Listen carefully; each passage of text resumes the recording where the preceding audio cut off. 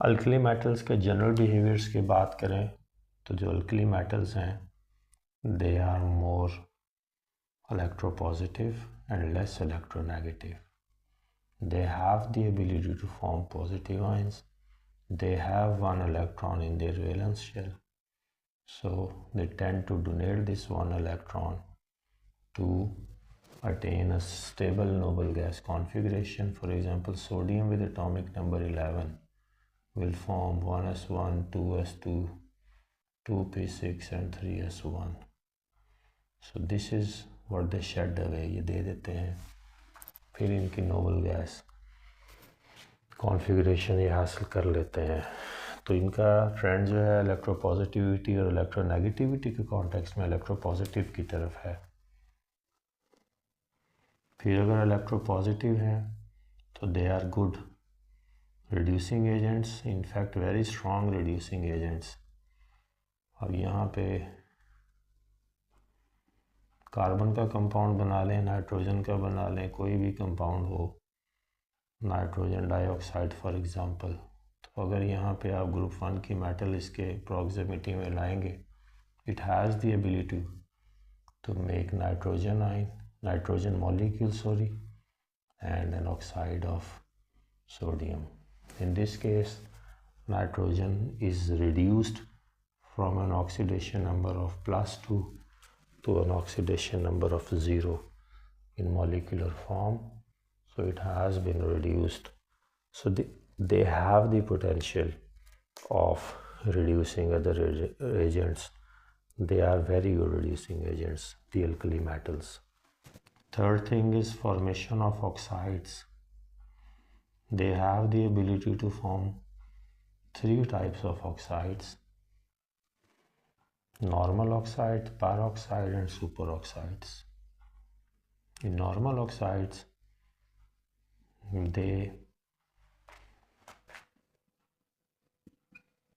the oxygen atom has an oxidation number of -2, each oxygen atom. So there is one oxygen atom, it has an oxidation number of -2, it is a normal oxide. Then comes the peroxides. Just like potassium, it has the ability to form peroxide. K2O2 nature का oxide आपको मिलेगा। Oxygen का oxidation number यहाँ देखेंगे, हर oxygen atom का -1 है। Super oxide की बात करें तो आपको सुपर ऑक्साइड्स भी मिलेंगे।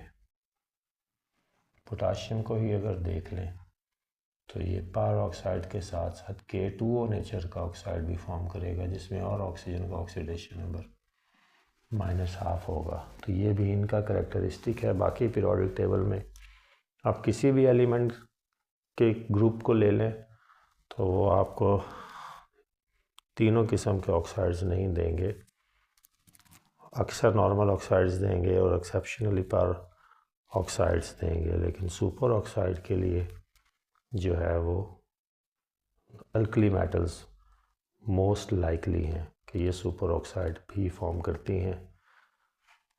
चौथा करैक्टरिस्टिक ये है कि ये पानी से भी रिएक्शन देते हैं। लिथियम के बजाय आप किसी और मेंबर को लेते हैं, लिथियम का थोड़ा सा मार्क डेविएटेड बिहेवियर है, तो ये वाटर के साथ रिएक्शन करके बेस फॉर्म कर देंगे, हाइड्रोजन गैस लिबरेट होगी। तो ये वाटर के साथ इनकी प्रॉक्सिमिटी है और वाटर के साथ इनके हाइड्रोक्साइड की प्रॉक्सिमिटी भी है।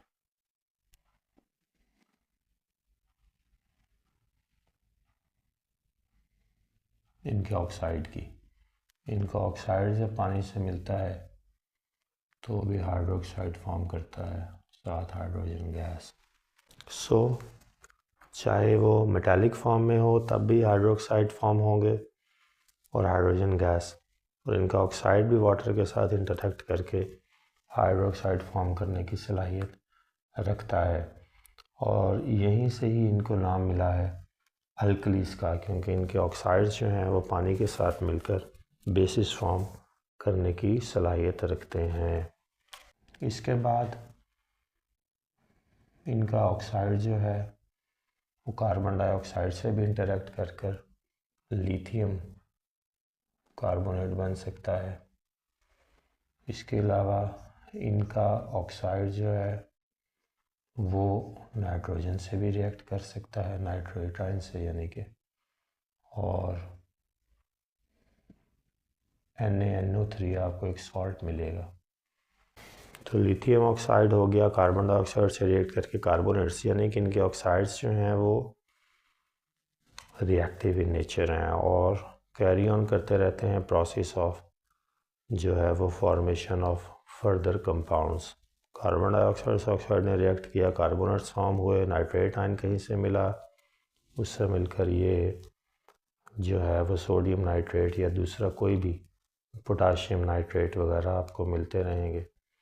तो ये इसी तरह से अपने ओर्स के फॉर्म में आपको मिलते हैं और ये फौरी तौर पर रिएक्ट कर जाते हैं। दे आर हाईली रिएक्टिव, आप ये भी साथ लिख सकते हैं। और ये आपको इसीलिए फ्री स्टेट में नहीं मिलते, इलेक्ट्रॉन डोनेट कर फौरी तौर पर ये किसी इलेक्ट्रोनेगेटिव स्पीशी के साथ बॉन्ड फॉर्म कर लेते हैं। इसके अलावा एक यूनिक कैरेक्टरिस्टिक्स इनका हाइड्राइड्स की फॉर्मेशन है। ये जो अल्कली मेटल्स हैं ये इलेक्ट्रोपॉजिटिव कैरेक्टर की वजह से हाइड्रोजन एनाइन के साथ भी बॉन्ड फॉर्म कर लेते हैं, यानी sodium can react with hydrogen gas to form sodium hydride. In this case, hydrogen will get -1 charge because of the high electropositivities of alkali metals, and resulting compounds are called metal hydrides. They are ionic in nature and they can be broken down further into their respective ions. But the point is that formation of hydrides is an important characteristic of these of alkali metals. They form monopositive ion, they are electropositive and form monopositive ions, so their hydrides are stable in nature. The metal hydrides like sodium hydride can be further react with water again to form bases and liberation of hydrogen gas. So this is also an important characteristic कि जो hydrides हैं वो पानी के साथ मज़ीद interact करके एक बेस भी फॉर्म करते हैं, हाइड्रोजन गैस भी लिबरेट होगी। तो ये जो हाइड्रोजन गैस की लिबरेशन है ये अल्कली मेटल्स का एक छोटा सा टेस्ट भी है कि ये जब इनका ऑक्साइड पानी से रिएक्ट करता है तब भी हाइड्रोजन गैस लिबरेट होती है, और इनका हाइड्राइड भी पानी से इंटरेक्ट करके हाइड्रोजन गैस लिबरेट करने की सलाहियत रखता है और साथ एक बेस फॉर्म करने की भी। React with halogens because of the electropositivity, they react with highly electronegative atoms, they react with halogens to form hydrides halides.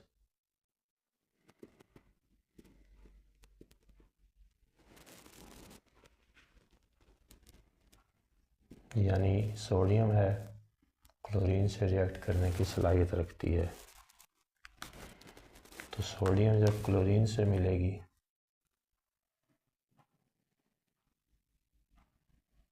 तो आपको क्या मिलेगा, एक सॉल्ट। तो ये जो सॉल्ट फॉर्मिंग की कैपेबिलिटी है हैलोजेंस के साथ अल्कली मेटल्स की, ये भी एक यूनिक कैरेक्टरिस्टिक है।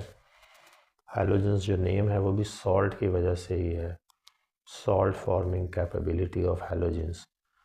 तो ये अपनी इलेक्ट्रोनेगेटिविटी की वजह से और ये अपनी इलेक्ट्रोपॉजिटिविटी की वजह से एक नेचुरल टेंडेंसी है एक दूसरे के करीब आने की। ये इलेक्ट्रॉन डोनर हुआ और जो क्लोरीन है या कोई भी हैलोजन है वो इस इलेक्ट्रॉन को एक्सेप्ट कर लेगा और उसके नतीजे में आपको एक कंपाउंड मिलेगा जो कि एक सॉल्ट होगा और हाईली आयनिक इन नेचर होगा।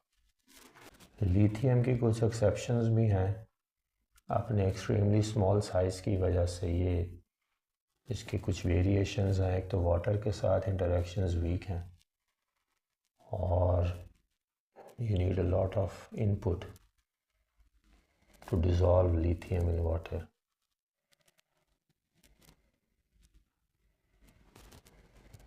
तो पहली बात ये है। दूसरा ये है कि जो लिथियम का ऑक्साइड होगा वो सिर्फ नॉर्मल ऑक्साइड होगा, बाकी सबके सुपर ऑक्साइड्स भी हो सकते हैं और पर ऑक्साइड भी। Lithium oxide is a normal oxide.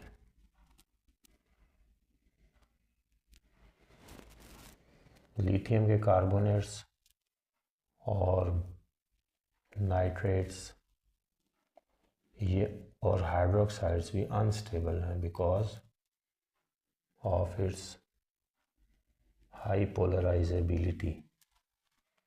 The system collapses. बाकी सबके स्टेबल हैं। फिर ये है कि लिथियम जो है वो आपको लिथियम नाइट्राइट मिलेगा। आपको पहला मेंबर है तो इतना इलेक्ट्रोपॉजिटिव नहीं है, इसलिए मेटलॉइड्स के साथ भी इंटरेक्ट कर जाता है, नाइट्रोजन के साथ भी और कार्बन के साथ भी। Li4C 4 की 4 वैलेंसीज कार्बन की इस्तेमाल हो जाती हैं। कार्बन भी मेटलॉइड है, तो अपने लेस इलेक्ट्रोपॉजिटिव नेचर की वजह से ये मेटलॉइड्स के साथ भी इसकी इंटरेक्शन है। ये सिर्फ लिथियम से स्पेसिफिक चीज़ें हैं, लेकिन बहरहाल क्योंकि अल्कली मेटल्स का खासा है इसलिए ये भी जिक्र कर दिया।